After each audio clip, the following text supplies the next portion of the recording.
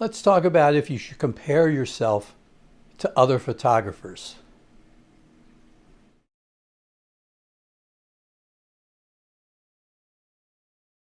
Welcome to another video.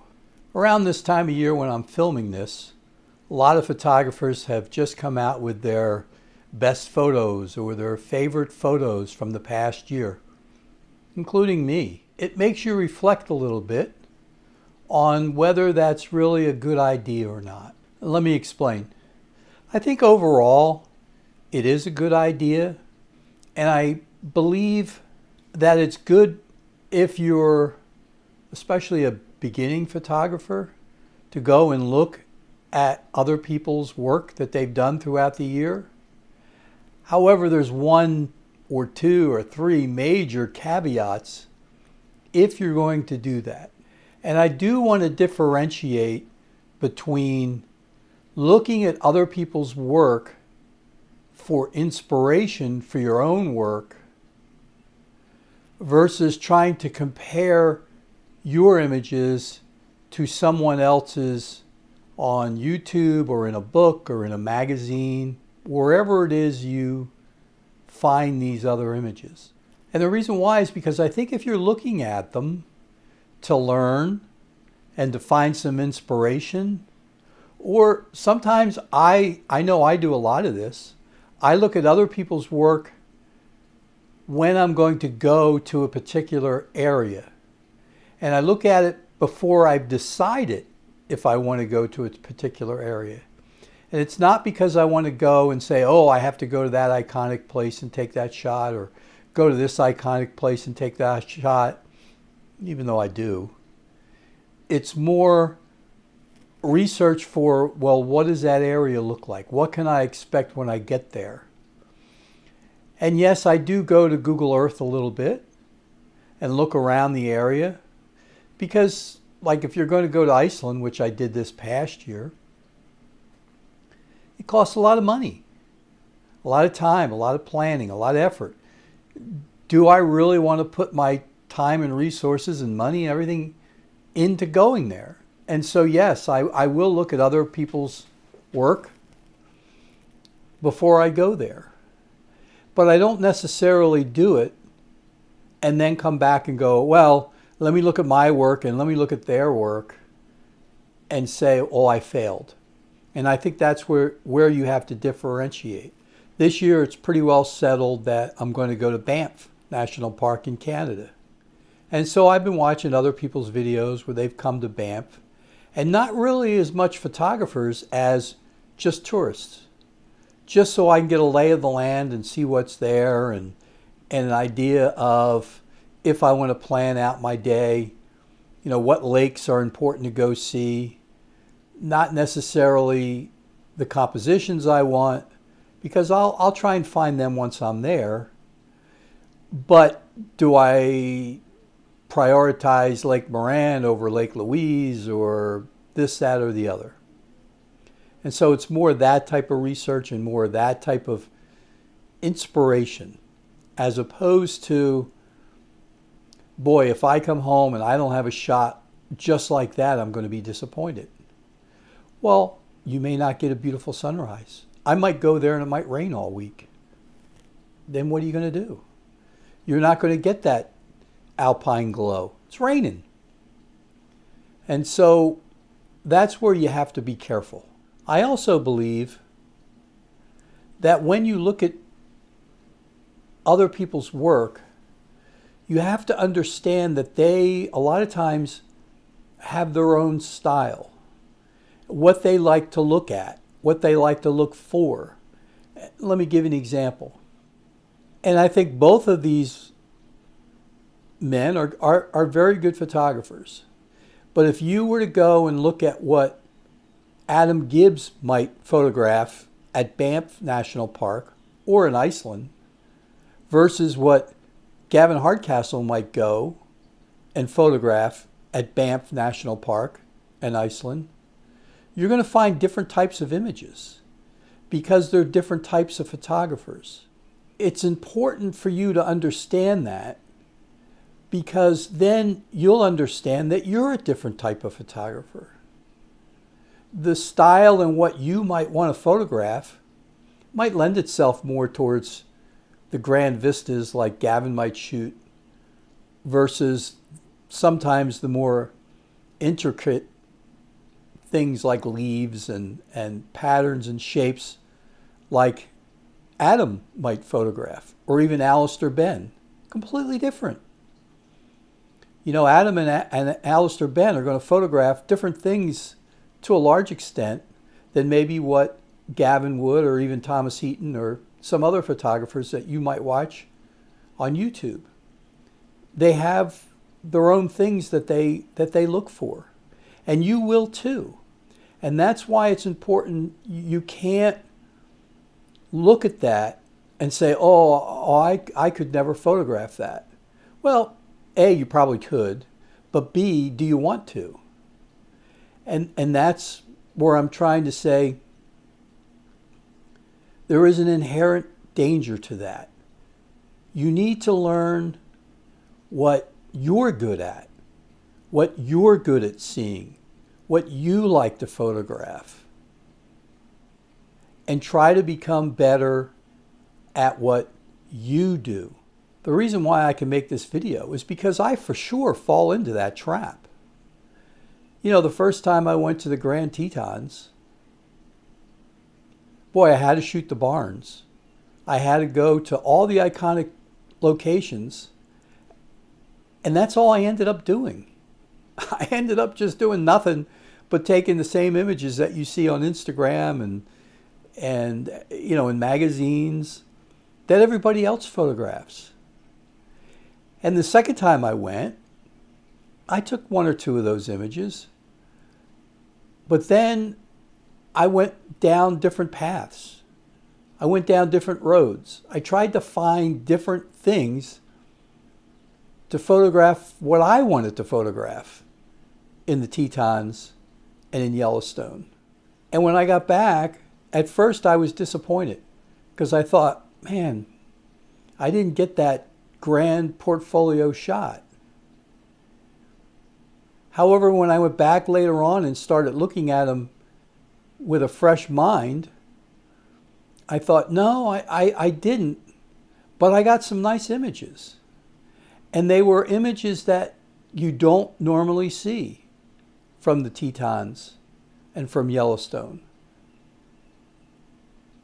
And it made me happy to know that at least I understood that, and I learned from that experience. So when I went to Iceland, yes, I went to Kirkafell and Kirkafoss and got that shot. Yes, I went to the Black Church and got that shot. Yes, I went to Vik. I didn't get a good shot of those sea stacks. The weather just didn't lend itself to it, and I didn't get it. And the same with the church that sits up on the hill in Vik. I tried forever to get a good shot of that church. And I tried all different locations and all different spots that you don't normally see that other people take. And I really struggled getting an image that I liked. I got one, and I didn't go up on the hill where everybody else goes. I was down at the beach, and I looked in the opposite direction. And I got this image. And it's an okay image. It's not the iconic shot that you normally see, where you see the sea stacks in the background and everything else. But it's my shot. It's the one I wanted to take. And I also was driving up and down the road, and for people, if you haven't been to Iceland, you know, there's essentially one road that goes around the entire country. And there's not a lot of places to pull over. It's not that easy to see this beautiful landscape and go, oh, let me just pull over and take a shot of it. Can't always do it. And so there were a few places, there were buildings that were deteriorating, big open spaces that I just wanted to take images of, like this one here. I've never seen anybody else take that image. And I'll guarantee you that if I were to put that and say, where did I get that from? I don't know that hardly anyone would recognize that from being in Iceland. And the same with this shot here. Everybody goes to the waterfall that this house sits near. This house sits just on the other side of the road from that waterfall. And yet I've never seen anybody take this shot. And I love this shot. So my point again is that you have to differentiate between looking at other people's work for inspiration. Do I want to go there? Is it worth me spending the money? Versus comparing yourself, taking the exact same images and coming home and going, boom, mine don't look like that. Well, you didn't go on the same day with the same light, with the same equipment, with the same whatever, and maybe you didn't exposure blend it the same way, and maybe you only took one shot instead of taking 5, and they did a high dynamic HD shot and you didn't. I mean, there's so many different variables. You could be standing next to someone and likely not get the identical shot in the end. The other thing is that you have to remember, everybody's at different stages in their photography journey. Everyone wants to get something else out of it, something different. I was watching a video from a famous person on YouTube from Denmark the other day, and he had some incredible images. I mean, he took more portfolio shots in this past year than I probably have taken in my life. And when I first looked at that video, I thought, wow, man, I'm not in this guy's league. And I got a little depressed. And then I started thinking, well, I didn't travel to Italy this year. I didn't go to all these grand places. I don't make my living from doing this. I don't take people on workshops to all these locations. I don't have those opportunities. Could I have done as well as him? I don't know. But I have to get it out of my own mind that, well, no, I could never compare to him. He's a fabulous photographer. I can't take anything away from him.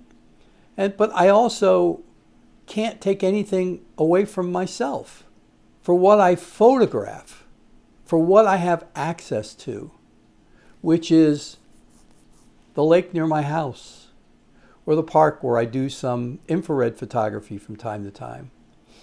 I go to the lake and look for my buddy Henry. For all those who watch my videos, I still haven't seen Henry since I think October. I don't know. It's also mating season, so I hope that Henry's going to show up again here pretty soon. But that's what I have access to. And I have to be happy with that. And you should be too. And the other thing you have to think about is my life experiences are vastly different than yours, more than likely. We grew up in different towns. We were raised by different parents. We grew up in different environments. I grew up in Trenton, New Jersey. I went to college in Philadelphia. So for a few years, I had that big city experience. I've been to New York City as a child many times, and even as a young adult, I've been to Broadway shows. I went to the original Beatlemania. I've been to, I lost count at how many concerts I've been to. It's probably over 200 in my life at this point. So my life experiences are different than yours. So when I get behind a camera, there's a good chance I'm looking for things a little different than you might look for. And you have to remember that when you look at your images versus someone who picked up a camera and became a professional and travels all around the world and goes to magnificent locations and has very good equipment. Some of them even have camera companies send them their own, send them free equipment. I don't have access to that. You likely don't have access to that. So you have to remember that. Hasselblad's not sending me their best equipment. Doesn't mean I can't get good images. It doesn't mean you can't get good images. Man, my Z8, I can get great images with that. With those lenses I have, I can get great images. I don't need a Hasselblad to get good images. And you don't either. You have to develop your own eye, your own style. You have to figure out, this is what I like to photograph and why I like to photograph it. If you look at my recent video, I talked all about that. Why do you take photos? That's going to probably change how you look at your own photography. My next door neighbors decided to cut his grass exactly at the time I wanted to make this video. Thank you, Rob. When you try to compare yourself to other photographers, it can diminish your own style. It could diminish what you're trying to accomplish. Because here again, I can look at these grand vistas from grand locations that I may or may not ever be able to get to and think, man, what a great image. Hey, they're very good photographers. A lot of times, excellent photographers. They had access to it. They got the shot and they shared it with you. Just appreciate it for what it is. And then go down and look for Henry and try to be better at taking photographs of Henry and be happy with that. And it's hard, trust me. It's hard. I know it's hard. But you have to get past it and just appreciate it for what it is. Do it. Appreciate your own local surroundings. Appreciate when and where you can travel. Again, in recent years, I have been more than fortunate. I acknowledge that fact. I have been very blessed to be able to travel to Alaska and Iceland and now probably Banff. I've gone to Europe a few times. Granted, not necessarily on photography trips, but I have been very blessed in the places I've been able to travel to. Most people would never be able to go to these places like I do. So I am very fortunate. I know that. Therefore, I can't complain, oh, I didn't get to go to southern Italy this year and take those images. Look at what I could have gotten. No, but that Danish photographer didn't get to come to my lake and get the pictures of the spoonbills like I do. So I think when you try to compare yourself to others, it can hurt you. It can hurt your own personal growth because you might look at it and say, oh, I could never do that, and the camera goes back into your closet for 6 months. Don't let that happen. Don't do that to yourself. Don't put that on yourself. I've mentioned this a few times. A few years ago, I started making photo books once a year, mostly for my wife. And there's only maybe 20 to 25 images in there from each year. They're not all portfolio shots. They're mostly shots of my grandkids, and if we traveled somewhere, there's a couple of shots of there, maybe a couple of bird shots. But I constantly go back and look at them and say, all right, are the portraits I took in 2021 better or worse than what I took in 2024? Which are better? Did I see growth in my own work? I don't worry about if Thomas Heaton is getting any better with his images. Thomas can do whatever Thomas is going to do. I have to worry about me, and you should worry about you. Look at your own personal growth and compare yourself to yourself, and you'll be a lot happier, and you'll become a better photographer. I have someone that I mentor a little bit on the side, and I often tell them, because it is true, they're getting better. Every time they send me a photo, I think, that's better. And so I keep trying to encourage them and say, look at what you were doing before and look at what you're doing now. And granted, they just got a new lens, and that's helping them a little bit because they actually have a good lens now. You know, they had a kit lens before, which was fine. They were getting decent images, but now they're starting to know how to blow out that background if that's what they want to do. Now when they want to go out in the woods and take a sharp image, they can get a sharp image because they got a good lens that'll do it. And they're enjoying, I think, from what I'm told, they're enjoying their photography more. because they see their own personal growth. And I think that should be all you and I should work for. Are you getting better? Am I getting better? Are we having a better understanding of what and how and why we photograph? If we can do that and show a little bit of growth from year to year, that's probably all you can expect. And if you get a chance to go to Banff or go to Vik, Iceland, or go to southern Italy or Australia or wherever, be ready to take advantage of that opportunity. But look for what you want to look for. Yeah, take the iconic shots, because the iconic shot might not be there a year from now. You don't know. You don't know. So yes, take the iconic shot when you can get the iconic shot. But then find what you want to photograph and take that shot. I'll leave you one last thing I meant to say earlier. Down near Vik, there's a mountain you can go up, and there's a lighthouse at the top of the mountain. And pretty much everybody takes a shot of the lighthouse, which I did, and then you can take a shot of the sea stacks on the one side, and then everybody else takes a shot of the beach that just seems to go on forever and ever, that has the white foam and the black beach. Everybody takes those shots. You go look at YouTube videos, whether they're photographers or tourists, just about everybody takes those shots. However, when you turn around and you go to the other side of the top of that mountain or hill, whatever you want to call it, there's this huge, beautiful vista overlooking the glacier that I've never seen anybody photograph. And I spent more time photographing that than I did those sea stacks. And I took one picture of that beach